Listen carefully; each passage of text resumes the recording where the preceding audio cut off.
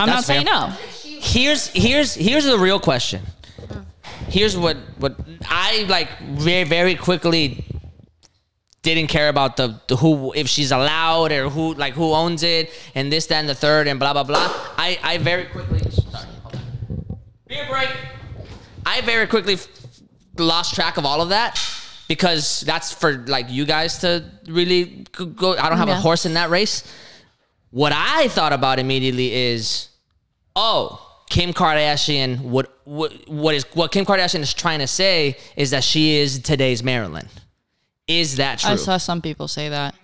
I feel like people need to stop making comparisons. Like Kim Kardashian is the Kim Kardashian of now. I know, and Marilyn Monroe is the Marilyn Monroe. But if that was the case, then she would have just created a moment to where you could remember Kim Kardashian. She's very specifically making a statement. I mean, you can make that argument. I don't think that's part of the reason why I don't like that. Just choosing to not have another moment like that necessarily means that she's like alluding to that. I think I can see, I can sit here and see the comparisons. It's like if somebody wore the meat dress for Lady Gaga. They're not going to, like, you know, if they replicated it, obviously maybe that dress doesn't exist anymore, but if they replicated it, whoever replicates it and wears it, what they're saying is, I'm the next Gaga. But you don't know that. You're like, that's what I'm you might so be inspired thinking. by this person. I get to be different. I get to personify. I'm the personification of this person. But that's different. I think somebody can replicate something in the sense of like, I understand what this meant in the moment and what that represents for me, and I want to honor that without being like, I am that. And I think you would have been completely correct if she hadn't actually worn the Marilyn dress. So if she had worn the replica, I would have been like, your argument is because she wore the actual dress, that's fair. She does think that she's Marilyn. She's stepping. Now you're not going to associate the Marilyn dress just to Marilyn. You're going to have to associate it to Kim Kardashian. Oh, so your argument is that she's erasing some of her... No, I don't think she's erasing. I think that you think the Marilyn dress now and you're going to be like, forgive me. I remember when Kim Kardashian wore it too. And you're going to be like, it's no longer just associated to Marilyn. I thought the statement was, I'm this generation's Marilyn Monroe. Because Lana Del Rey wore an imitation of it, and you would never associate the Marilyn dress to Lana Del Rey. You don't even know that. Nobody knew that. Because I feel like that's different. But that goes to the point that I'm making. Because it was an imitation. Nobody, no. But also, Lana Del Rey, as great as she is, she does not have the cultural clout that Kim Kardashian has. That's fine. But like, I didn't, nobody would have ever associated that to her. But that's because nobody's like...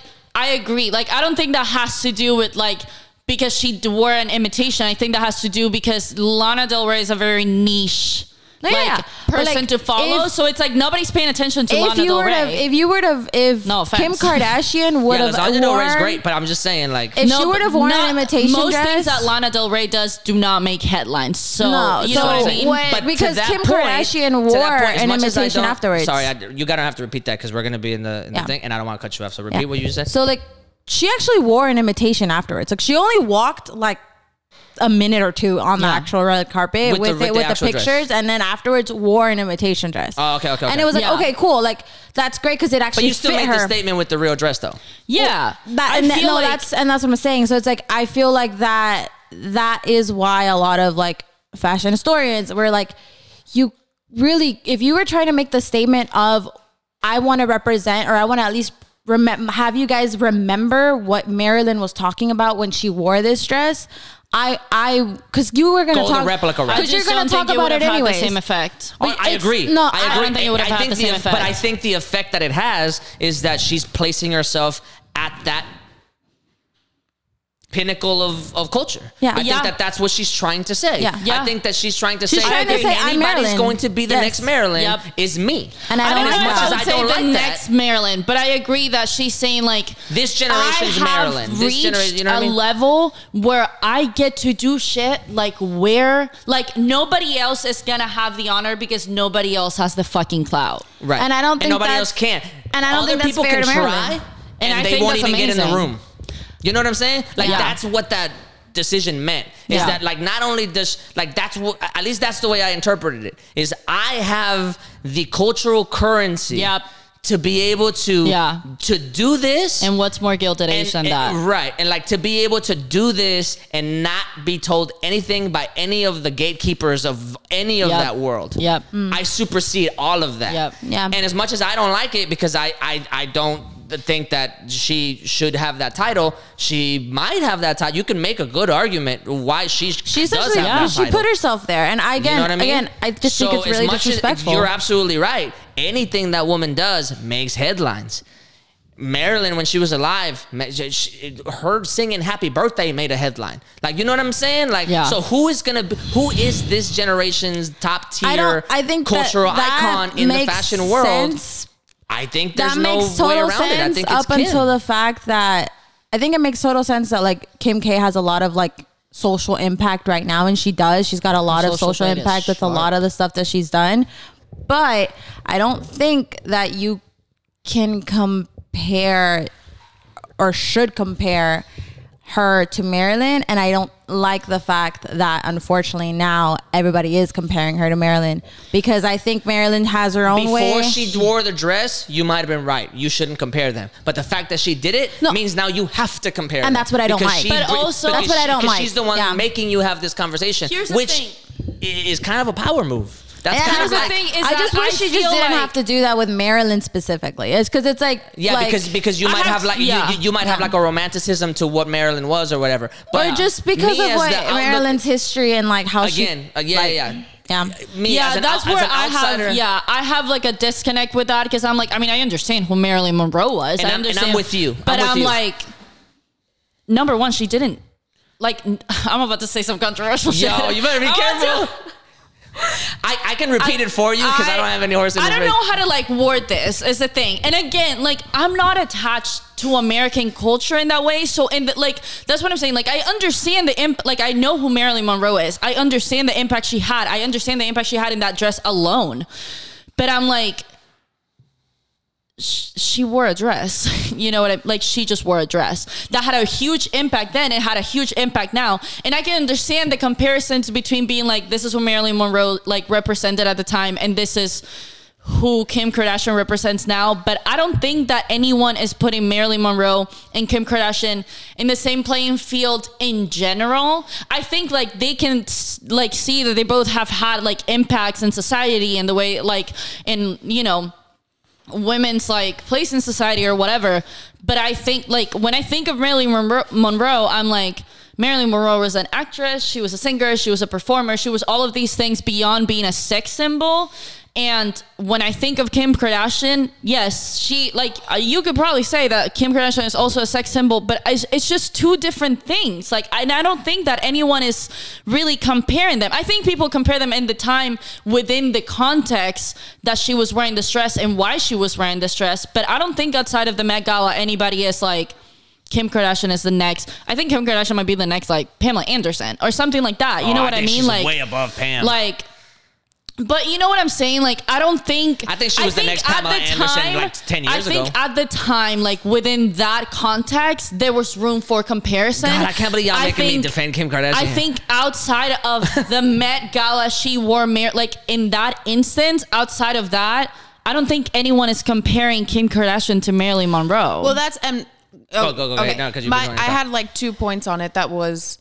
I don't like the idea of comparing Kim Kardashian and Marilyn Monroe when it comes to like their overall who they were, because I mean, Kim Kardashian, she comes from money. Her parents had money. It's not this like from nothing story where Marilyn Monroe's story really was that, and she came, you know, she didn't start ahead the way that Kim Kardashian did. Aside from the iconography, her story is one of to sound corny, like the what a dream is made out of. And it's riddled with like really a lot of trauma as well. She went through a lot. Yes, Marilyn Monroe, make no mistake about it, is whether you like it or not, is a kind of like a feminist staple. But with that being said, I don't mind if we're just looking at it from a sex icon place, comparing the two, because I think Kim Kardashian is in a place that she is constantly criticized for like scandalous things and doing scandalous things. So I don't necessarily mind like that part of it. Her saying like, I'm the person that people look at and maybe, you know, talk about the scandalous things that I do in the same way that they did back then with Marilyn. So I'm gonna go. Oh, sorry. Are you not? I was just gonna say I also do still agree, because I don't think that's something that can be damaged, that is that sensitive, should be brought out of a museum still, though. You know? So I'm going to go on two polar opposites almost instantaneously, so you're going to have to bear with me. On one end, I understand if the argument of like the comparison between Marilyn Monroe might irk me a little bit because of that Rags to Riches story. The sex icon part of it, Marilyn Monroe, in some way, shape, or form, knew she was being objectified in a time where the objectification of women was a very different kind of thing than it is now. And she used it as a weapon to make a point, which is very specific, a very specific method of driving culture. And she did it so well and that it pierced culture. That's where I find the kind of like irritation of it, because Kim Kardashian gets objectified because she makes things that allow her to be objectified.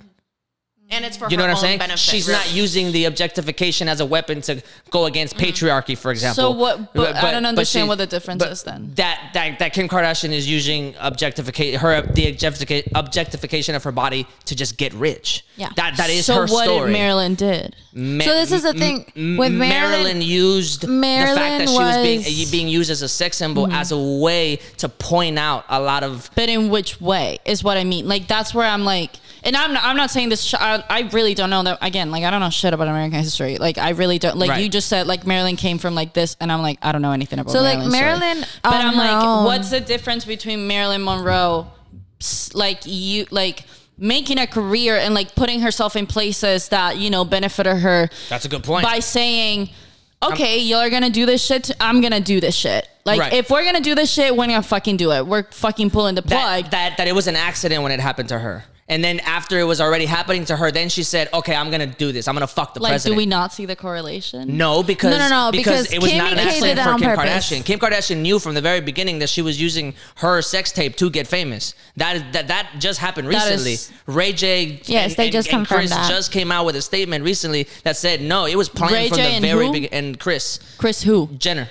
Kris Jenner came out with a statement that said that they planned it. That the entire sex tape was planned Kris ahead Jenner of time. Came out with a statement. How the fuck? Well, I don't know if it's a statement, but Ray J confirmed that it had been. Ray J saying that it was planned, and Kris Jenner saying two different things. Do you think it's far fetched that would not be a planted thing? Ray J, who was not able to make As a Sexful as a career from a sex tape, to say that he's been trying to drag this like sex tape situation for 20 years. Do I think that he wouldn't say that to get some clout? Yes. At the time, Ray J was the more famous one. Right, and that's what I'm saying. You don't like in my head, it doesn't seem far off that Ray J. him being like, this bitch got so fucking famous from this shit. Like well, she capitalized on it, but his statement, he's still trying to capitalize on it 20 years later. But his statement is also not unbelievable. I don't have a doubt in my mind that Kris was like, yeah, you can do that. That's fine. We'll make it work. It would have made more sense if like. I would have doubted Ray J's statement a little bit more if it had been that like she instantly became famous off of that thing. But I do believe Ray J because of that. I don't want to like harp on that instance. The point that I'm making is that somebody might see their objectification as two completely different methods to that same, or two different sides to that same coin. Now, on the other side of the spectrum, I honestly, again, I don't really particularly care or like the Kardashian clan. I don't see anybody currently that has that kind of cultural currency and power. Yeah.